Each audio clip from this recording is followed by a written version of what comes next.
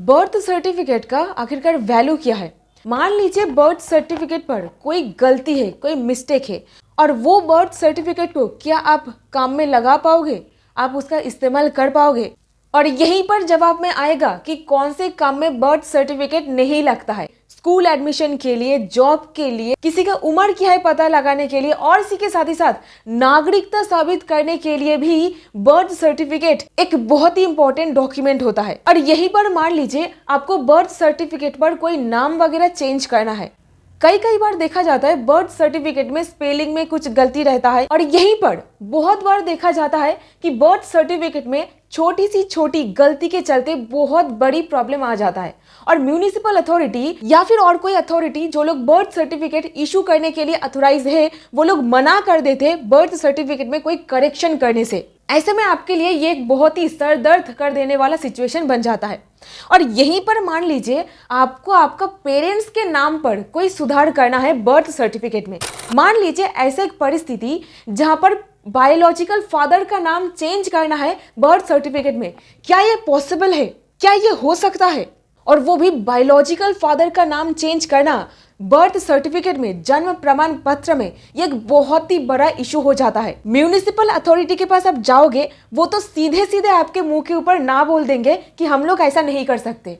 तो क्या उपाय है आपके पास? चलिए पता करते हैं एक ऑनरेबल कैलकाटा हाई कोर्ट के जजमेंट्स के सहारे, जहां पर ये अलाउ किया गया था कि आप बायोलॉजिकल फादर का सरनेम भी बर्थ सर्टिफिकेट में चेंज कर सकते हो। और वो भला कैसे? चलिए जानते हैं आज की इस वीडियो में डिटेल में। सो हाय एवरीवन, मैं हूं एडवोकेट पापिया और आप देख रहे हो डिकोड द लॉ, सिंपल और सरल भाषा में कानूनी ज्ञान, ताकि एक 10 साल के बच्चे को भी कानून पता चले। सो वीडियो को एक लाइक, चैनल को सब्सक्राइब और जरूर इसे अपने दोस्तों के साथ शेयर कीजिएगा। देखिए 5 पेज का जजमेंट है, ऑन रिकॉर्ड जो कहा गया है मैं उसी को ही समरी करके बताऊंगी।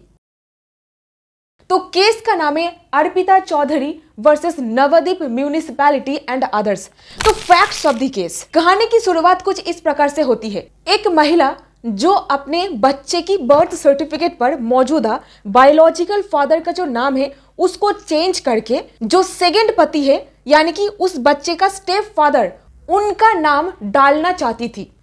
क्योंकि फर्स्ट मैरिज डिसॉल्व हो चुका था यानी कि डाइवोर्स हो चुका था। ऐसे परिस्थिति में वाइफ वो पहली शादी से मूव ऑन करके आगे बढ़ चुकी थी सेकंड मैरिज करके, और यहीं पर वो महिला अपने बच्चे के साथ स्टेप फादर के साथ रह रही थी। और इस पर्टिकुलर परिस्थिति में एक सवाल आकर के खड़ा होता है, क्योंकि देखिए बच्चा तो आया था फर्स्ट मैरिज से।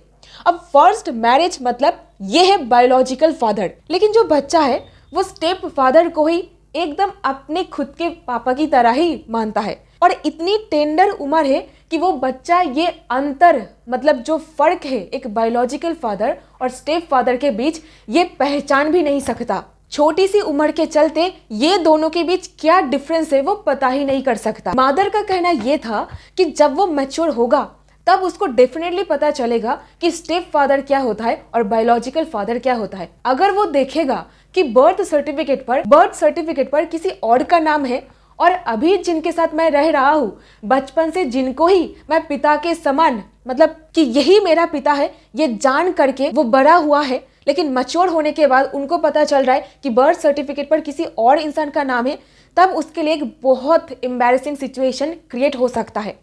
ऐसे परिस्थिति में मदर म्यूनिसिपैलिटी के पास जाती है जहां से बच्चे का बर्थ सर्टिफिकेट इशू करी गई थी, लेकिन वहां से ये मना कर दिया जाता है हम लोग बायोलॉजिकल फादर का नाम चेंज नहीं कर सकते हैं, ये एब्सोल्युटली मतलब हमारे इख्तियार के बाहर है। यहीं पर महिला पहुंच जाती है ऑनरेबल कैलकाटा हाईकोर्ट के सामने। वहां पर एक रिट याचिका लगाई जाती है। ये कहा जाता है कि देखिए ये जो पर्टिकुलर बच्चे के बारे में यहाँ पर बात किया जा रहा है वो स्टेप फादर को ही अपने फादर की तरह एक्सेप्ट करता है, उनको ही वो अपने फादर के हिसाब से जानता है। और प्रथम विवाह से निकल के आने के बाद माँ और बच्चा दोनों ही स्टेप फादर के साथ ही रह रहे हैं और बच्चा बहुत अच्छे तरीके से इनको एक्सेप्ट भी किया है। और तो और जो स्टेप फादर है दोनों को ही एक्सेप्ट कर चुके हैं। ये पॉइंट को ऑनरेबल हाईकोर्ट ने कंसिडर किया। पॉइंट नंबर 2 जो हाईकोर्ट ने देखा कि यहाँ पर बायोलॉजिकल फादर जो है उनके द्वारा कोई भी ऑब्जेक्शन नहीं किया जाएगा, यानी कि बायोलॉजिकल फादर का कंसेंट है अगर नाम में परिवर्तन किया जाता है तो और स्टेप फादर भी अपना नाम वहां पर डलवाना चाह रहे हैं, उनका भी सम्मति है। सो दोनों तरफ का जो बात है उसको समझते हुए ऑनरेबल जस्टिस अमृता सिन्हा जी की बेंच दोनों पक्ष के बात को डिटेल में समझते हुए ये जजमेंट पास करती है। अगर हम लोग बर्थ सर्टिफिकेट पर रेटिफिकेशन ये अलाउ नहीं करते हैं तो ये बच्चा के लिए बहुत ज़्यादा एम्बैरेसिंग सिचुएशन पैदा कर सकता है जब वो बच्चा मैच्योर होगा, जब उनको पता चलेगा कि बायोलॉजिकल फादर और स्टेप फादर के बीच अंतर क्या है। ऐसे में सेवरल एम्बैरेसिंग सिचुएशन फेस करना पड़ सकता है उस बच्चे को इन फ्यूचर। तो यही चीज को मद्देनजर रखते हुए अलाउ करी गई मदर को और यहीं पर म्यूनिसिपैलिटी को डायरेक्ट किया गया कि आप ये अलाउ करो, एक फ्रेश बर्थ सर्टिफिकेट इशू करो। ये डायरेक्शन दी गई। और इस पॉइंट को मेरे दोस्त जरा ध्यान से सुनिए। एक सवाल आ सकता है, अगर बायोलॉजिकल फादर का नाम चेंज करके स्टेप फादर का नाम डाल दिया जाता है, क्या बायोलॉजिकल फादर के प्रॉपर्टी में हिस्सा मिलेगा उस बच्चे को? तो ये सवाल का जवाब कुछ इस प्रकार से दिया गया। ये क्लियर करके कहा गया जजमेंट पर कि बायोलॉजिकल फादर का नाम डिलीट करके स्टेप फादर का नाम डाल देने से बच्चे का बायोलॉजिकल फादर के प्रॉपर्टी पर जो अधिकार है वो एक्सटिंग्विश नहीं हो जाता, वो इंटैक्ट रहेगा, हिस्सा उसको मिलेगा। जो सारे अधिकार है टाइम आने पर उसको डेफिनेटली मिलेगा। एक बायोलॉजिकल फादर के प्रॉपर्टी में बच्चा का जो अधिकार होता है वो बिल्कुल इंटैक्ट रहेगा।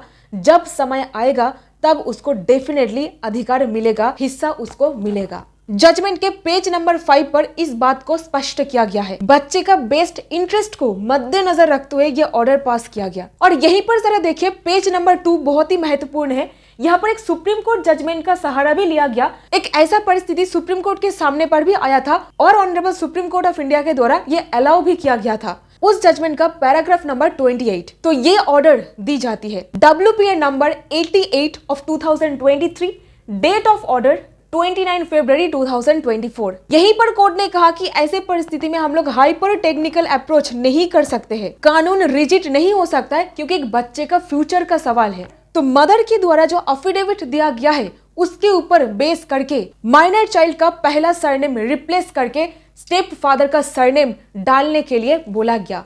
एक रिवाइज्ड बर्थ सर्टिफिकेट यहाँ पर इशू करी गई थी। ये सब चीजों को देखते हुए कोर्ट ने कहा हर एक इंसान को डिग्निटी के साथ, सम्मान के साथ जीने का अधिकार है। सो दोनों फादर के तरफ से ही कोई ऑब्जेक्शन नहीं है बल्कि कंसेंट है। ये ऑर्डर दी जाती है। एक रिवाइज्ड बर्थ सर्टिफिकेट यहाँ पर इशू करी गई थी। So that's it in this video. उम्मीद करते हो आपको इस वीडियो से कुछ ना कुछ वैल्यू मिला है। अगर मिला है प्लीज इसे एक लाइक, चैनल को सब्सक्राइब और जरूर से अपने दोस्तों के साथ शेयर कीजिएगा। और अगर आप ऐसा कोई परिस्थिति फेस कर रहे हो, आप इस जजमेंट का सहारा ले सकते हो। जजमेंट लिंक डिस्क्रिप्शन बॉक्स पर मौजूद है, आप वहां से इसको डाउनलोड भी कर पाओगे।